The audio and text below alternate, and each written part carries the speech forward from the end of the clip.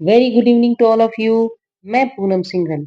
आज हम 12th class geography के इम्पोर्टेंट पीवाईक्यू का पार्ट 1 डिस्कस करने जा रहे हैं, जिसका फर्स्ट क्वेश्चन है, नीचे दिए गए महाद्वीपों में से किस महाद्वीप की जनसंख्या वृद्धि दर सर्वाधिक है? आपके ऑप्शंस हैं ए अफ्रीका, बी दक्षिणी अमेरिका, सी एशिया और डी उत्तरी अमेरिका। आपका करेक्ट आंसर होगा ए अफ्रीका, क्योंकि अफ्रीका में जन्म दर और मृत्यु दर दोनों ही अधिक हैं, जिसकी वजह से जनसंख्या वृद्धि दर अधिक हो जाती है।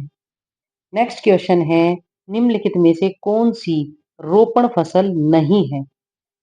ये आप सभी बहुत अच्छे से ध्यान रखें कि नहीं जो पूछा गया है, कई बार जो स्टूडेंट्स हैं वो क्वेश्चन को गलत कर देते हैं, तो इस नहीं का आप स्पेशली ध्यान रखें। आपके ऑप्शंस हैं ए कहवा, बी गन्ना, सी गेहूं और डी रबड़। करेक्ट ऑप्शन होगा ए गेहूं, क्योंकि कहवा, गन्ना और रबड़ तीनों ही रोपण फसलें हैं। नेक्स्ट क्वेश्चन है, मानव भूगोल से आपका क्या अभिप्राय है? मानव भूगोल, क्योंकि आप जो ज्योग्राफी में हमारी जो 12th क्लास की ज्योग्राफी है उसमें मानव भूगोल ही स्टडी कर रहे हैं, तो मानव भूगोल मानव समाजों और धरातल के बीच संबंधों का संश्लेषित अध्ययन है। संश्लेषित मतलब मानव भूगोल जो है मानव समाजों और धरातल के बीच संबंधों को जोड़ने का काम करता है। यह इस परिभाषा में संश्लेषित जो शब्द है उस पर बल दिया गया है। यह संश्लेषित शब्द भौतिक तथा मानवीय तत्वों को जोड़ने का काम करता है, यानी जो हमारा मानव भूगोल है वो मानव समाज और धरातल के बीच संबंधों को जोड़ने का काम करता है। नेक्स्ट क्वेश्चन है, एशिया के कौन से देशों में लिंग अनुपात कम है? तो आपके ऑप्शंस हैं, आपके जो आंसर रहेगा, हांगकांग, भारत और चीन, ये तीनों ही ऐसे देश हैं जिसमें लिंगानुपात काफी कम पाया जाता है। नेक्स्ट क्वेश्चन है, ऊर्जा के निम्न में से किस रूप का निर्माण उद्योगों द्वारा उपयोग नहीं किया जाता? यानी निर्माण उद्योगों में जिनका प्रयोग नहीं किया जाता है, वो आपके ऑप्शंस हैं ए प्राकृतिक गैस, बी पानी, सी कोयला और डी पेट्रोलियम। देखिए, प्राकृतिक गैस, कोयला और पेट्रोलियम तीनों ही ऊर्जा के रूप में उपयोग किए जाते हैं, लेकिन पानी का हम ऊर्जा के रूप में उपयोग नहीं करते हैं, तो इसका करेक्ट ऑप्शन बी पानी हो जाएगा। नेक्स्ट क्वेश्चन है, निम्नलिखित में से कौन सा तृतीयक व्यवसाय है? तृतीयक व्यवसाय मैं आपको पहले भी बता चुकी हूँ, ये होता है सर्विस सेक्टर। सर्विस सेक्टर में खेती, बुनाई, व्यापार या शिकार में से व्यापार जो है, यानी हमारा सी ऑप्शन करेक्ट होगा, क्योंकि यही तृतीयक व्यवसाय होता है और इसे सर्विस सेक्टर भी कहा जाता है, यानी सेवा क्षेत्र कहा जाता है। नेक्स्ट क्वेश्चन है, 2011 की जनगणना के अनुसार भारत की जनसंख्या, आपके ऑप्शंस हैं ए 1210 मिलियन, बी 3128 मिलियन, सी 3287 मिलियन और डी 20 मिलियन। आपका जो करेक्ट आंसर होगा ए 1210 मिलियन। नेक्स्ट क्वेश्चन है, कौन सा देश घटता हुआ जनसंख्या पिरामिड दिखाता है? घटता हुआ जनसंख्या पिरामिड दिखाता है जापान। देखिए, घटता हुआ जनसंख्या पिरामिड कब दिखाया जाता है? जब बर्थ रेट कम हो जाए और डेथ रेट भी काफी कम हो जाए, क्योंकि डेवलपमेंट बहुत ज्यादा हो गई है और जो जनसंख्या है वो लगातार ज्यादा एज की हो रही है, यानी बूढ़ी हो रही है। तो ऐसे में जो पिरामिड का आकार है वो घटता हुआ हो जाएगा और जनसंख्या स्थिर होगी या ऋणात्मकता की ओर चली जाएगी। नेक्स्ट क्वेश्चन है, भारत में उच्च घनत्व वाली जनसंख्या का सबसे बड़ा क्षेत्र कौन सा है? देखिए, भारत में जो उच्च घनत्व है वो बिहार में सबसे ज्यादा पाया जाता है, उसके बाद पश्चिमी बंगाल में। तो बिहार और पश्चिमी बंगाल जो है उच्च घनत्व वाली जनसंख्या के क्षेत्र हैं।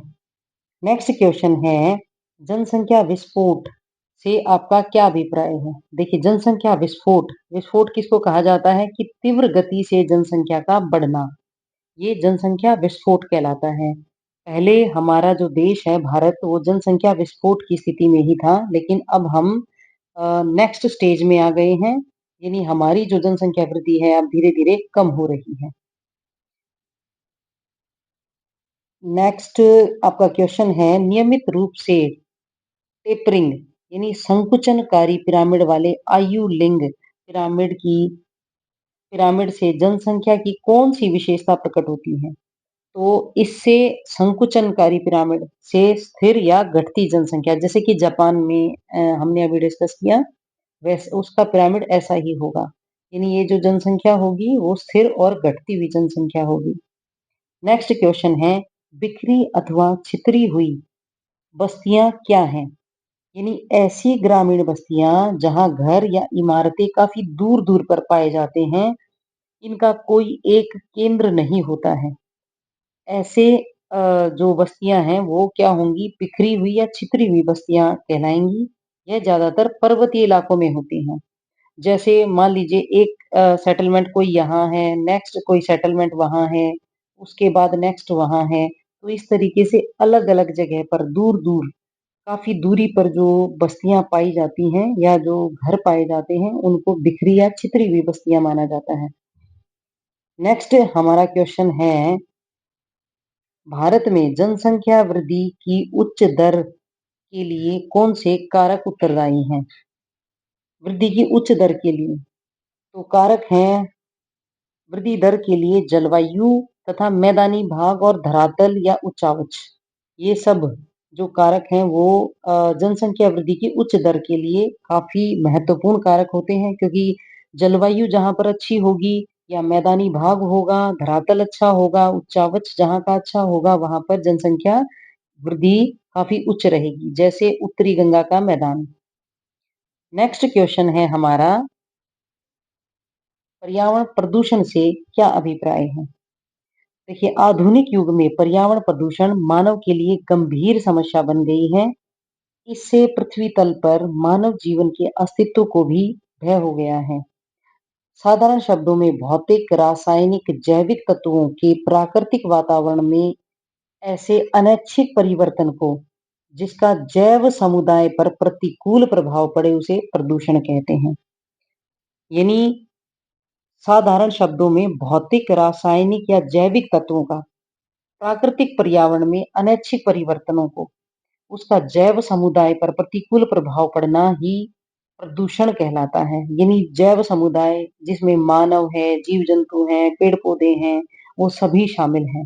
इन सभी पर यदि प्रतिकूल प्रभाव पड़ रहा है और आधुनिक युग में यानी प्रदूषण के कारण तो उसी को हम क्या कहेंगे पर्यावरण प्रदूषण जिसमें सभी प्रकार का प्रदूषण शामिल है जैसे वायु प्रदूषण, जल प्रदूषण, स्थल प्रदूषण, सभी प्रकार का प्रदूषण।